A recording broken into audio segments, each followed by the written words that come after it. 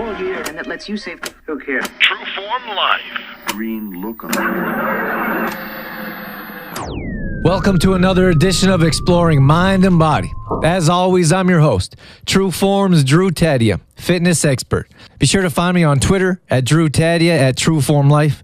Find our Facebook page, True Form Life, and you can always find more information on trueformlife.com. What do we have going on today? We're talking about True Form's challenge. We're going to talk about the fear of testing and measuring. And I'm going to get up close and personal with you about all the details and everything I went through to write and release my new book, Detoxify Yourself. All that and so much more coming up on... This is Exploring Mind and Body with True Form's Drew Taddia, fitness expert on 96.5 CKFM.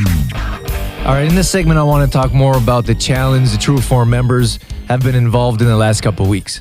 If you haven't heard, most of our True Form members have joined a fitness challenge.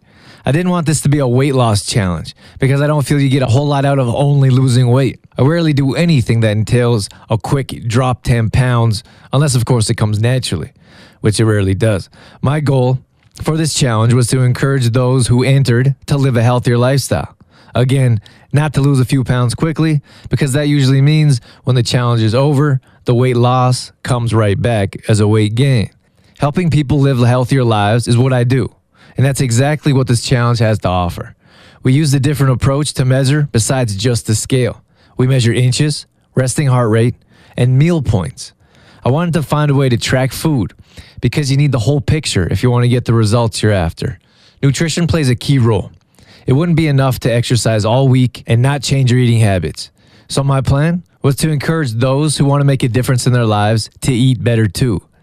I decided to use the Complete Truth Protein Facebook page for the contestants to post their pictures to share with everyone. This does a number of things. This encourages a person to make better food choices. If they know everyone is going to see it, it also helps people to understand there is time to prepare meals and to post them, putting more time and effort into your own health. Numerous people show their food at least 3 times a day when they post their meals that they make. And lastly, and probably most importantly, I wanted to build a strong, encouraging, supportive community of people coming together to inspire and motivate one another. I'd encourage you to check out the Complete Truth Protein Facebook page. You'll quickly find out the members have done exactly that. They've posted all kinds of different healthy food ideas, from smoothies to snack meals, from homemade granola bars to homemade soup. I'm very proud of what they've been able to accomplish in only a couple short weeks. I get private emails all the time of people watching the posts and seeing what others are eating. People tell me they've been inspired to start eating healthier and start cooking their own meals. I say it all the time. There's power in numbers. Together we can change lives for the better. Together we can encourage others to live healthier. Together we can inspire, motivate, and make a difference. Together we can move mountains. So along with the challenge we just talked about comes testing. This is a scary word to most people. When I asked around what's so scary or why people dread the testing day, most people said they fear seeing negative results. They worry that all their hard work hasn't paid off. That doesn't sound all that bad to me, but it might to you. So let's go over some ways to kick that fear and avoid wanting to avoid testing day.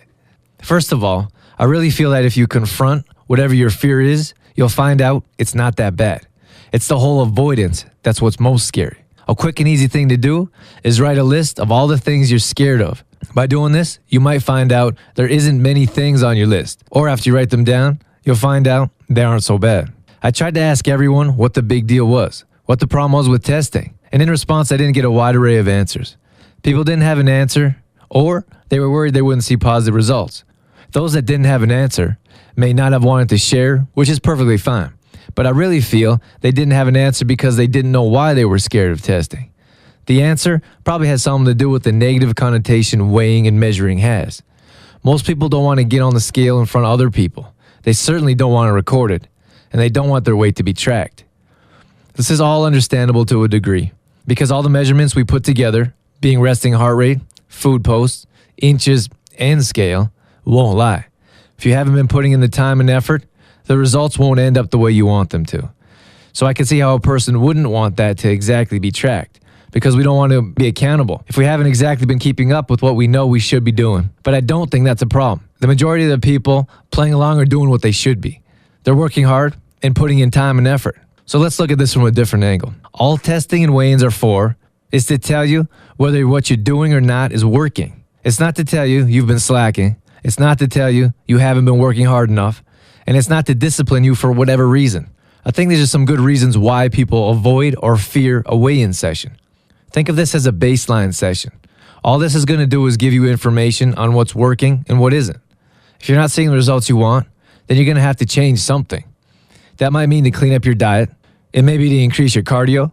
It may mean you need to be more active, or it may be to add another resistance training to your weekday. We're so hard on ourselves. If we don't see the results we want, immediately we're upset.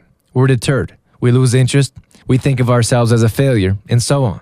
First of all, we should understand that we aren't a failure if we don't see the results we want. Many times there are results, but we're set on such a big difference. After only a couple weeks, we set ourselves up for failure. We don't give ourselves a chance to succeed. We should try to understand if we don't see the results we're after, we need to make a change. It could be something very small, but if you want to see a difference, something has to change. A lot of people do the same thing over and over again and aren't seeing results, but they don't make any adjustments. They don't try anything new. They are willing to put in more time or more effort. If exercise alone doesn't help you lose weight, you'll have to do something about your nutrition. If your food looks good and you're exercising without cardio, adding cardio sessions is something that should be tried. If you think you're doing everything you should be doing and still aren't seeing results, there's got to be adjustments somewhere. You're going to have to put in more effort somewhere. You're going to have to put in more time, or you're going to have to change whatever it is you're up to. These are all adjustments to find out what works best for you. It's not good enough to say, I'm trying, and expect to see all the results you want.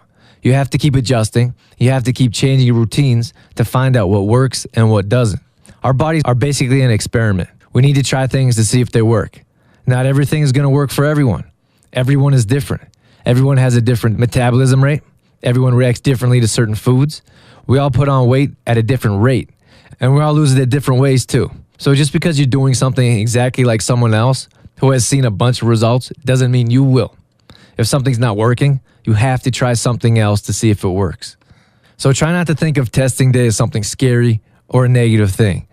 Think of it as a day you get to find out if what you've been doing is working. And if it's not, that day is an opportunity to try something else. Changes are possible. I promise you that. You can have the body you want. You can live energized, self-confident, and be that person you aspire to.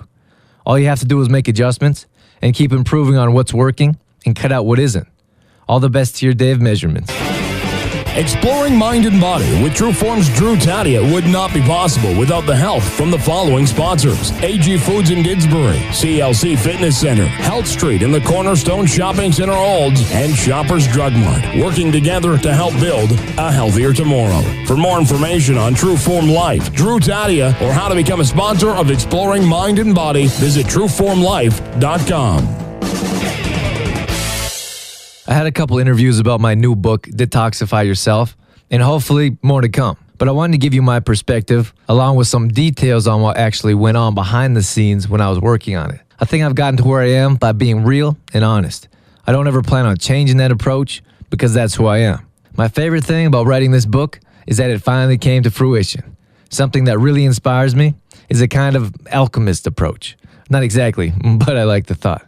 The definition of alchemy is the influential philosophical tradition whose early practitioners claimed that profound powers were known from antiquity. The defining objects of alchemy are varied. These include the creation of the fabled philosopher's stone, possessing powers including the capability of turning base metals into noble metals like gold or silver, as well as the elixir of life, conferring youth and longevity. The main point I'm getting at is alchemy is turning one thing into another, or something that isn't worth anything into something that's priceless. This definition came from wikipedia.org. I didn't exactly change a physical thing into something more precious like gold, but what I did do is make something out of nothing. I made a thought into a physical substance, which is incredible to me. There was nothing, then there was something, beginning only with a thought. I used to think, why doesn't everyone write a book? Until I wrote one. A second one for that matter. But the first one I co-wrote, and we hired a graphic designer, so there was help. I wrote that particular book with holistic nutritionist Rick Kohut, and it's called Elevate Your Health. It's time for change. Something I'm still proud of today, which had its own ups and downs that I do appreciate. So much time and effort goes into writing a book. It's kind of personal. For me to write down my thoughts, ideas, and beliefs. For me to share with everyone that picks it up how I believe we should live and how I personally live. I consider myself an introvert in most cases. My profession doesn't allow an extreme case, but trust me when I say big crowds make me very uncomfortable. Usually small talk is half scary because I rarely know what to say, and sitting alone writing or reading a book is considered heavenly to me. In most cases, it's difficult being more of a public figure, very small, mind you, but living in a small town makes that notion grow for the only fact that you run into the same people all the time. And me being me, minding my own business, not paying attention to everyone walking by, I imagine it could come across as a little conceited, which is certainly not my intention. I began writing this book because it seemed like everywhere I went, someone asked me for a meal plan. They wanted to know how I eat and what I thought was a clean diet. So I decided to write a 2-week meal plan. Funny, right? Who writes a 2-week meal plan? Once I got going, I found myself at around 50 pages, which is okay by me. Still seemed a little short if I wanted to consider this a real book. But then I started talking about the food industry, what we should know about it, what we should avoid, of course, which led me to other toxins that are not only in food, but in cosmetics we use every day. And I'm not talking about just makeup. I'm talking about soap and lotion as well. I continued on with my research on this and that. Of course, I heavily believe in the mind over matter, mind and body, etc. You can't have one without the other. I always believe the mind controls the body. So I added the mental detox, the toxic thoughts we think and how to clear them. All this leads to stress on the mind and body, along with sleep habits, stress, and so on. Interviewers wanted to know why I wrote the book, and the first thing that came to mind was knowledge. I believe industries, societies, etc. deceive us. They purposely don't give us the facts they should. Of course, they'd go out of business if they did, but nonetheless, if you're making a product that's harmful, give your head a shake. I have no patience for those companies that mass produce health foods that have absolutely no consideration to what's happening to the consumer using their products. I wanted to make it very clear that harmful toxins are among us every day in the products we consume and absorb. Don't get me wrong, I don't entirely blame them. We're at fault also. We choose not to educate ourselves, which means we have to take some of the blame also. We have that responsibility and don't take it. So without a doubt, I believe there's a direct correlation between these toxins and not only obesity, but child obesity, the growing trend of medication prescribed, depression, and just plain feeling unenergized throughout the day. We wait and hope for the day to be over. We no longer dream for a vitalized life. We accept whatever misery we're in. We are okay with taking a pill and dealing with the side effects.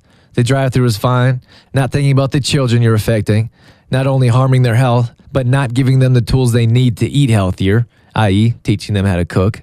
The time excuse always seems to be good enough not to take action. When this book seemed close, I was about 6 weeks out. So each week I pushed on like a sprint to get to the finish line, thinking I was close to the end. Little did I know I was a month and a half away. Every spare hour I had was spent on this book, editing, formatting, resourcing, and researching. I stopped to go to my appointments and continue on with my income being personal training and classes. At times, I wouldn't have gotten through the day without the positive people I'm surrounded by. I might have skipped out on this or that, meaning being with friends and family. At times, I didn't shower, eat, or work out. Seriously, though, when you get rolling and you have that inspiration and momentum, you don't want anything to stop it. Because there are days when the last thing you want to do is make one more change or add one more thing. The help I mentioned in the acknowledgments of the book really made it possible. I couldn't have done it without these people, period.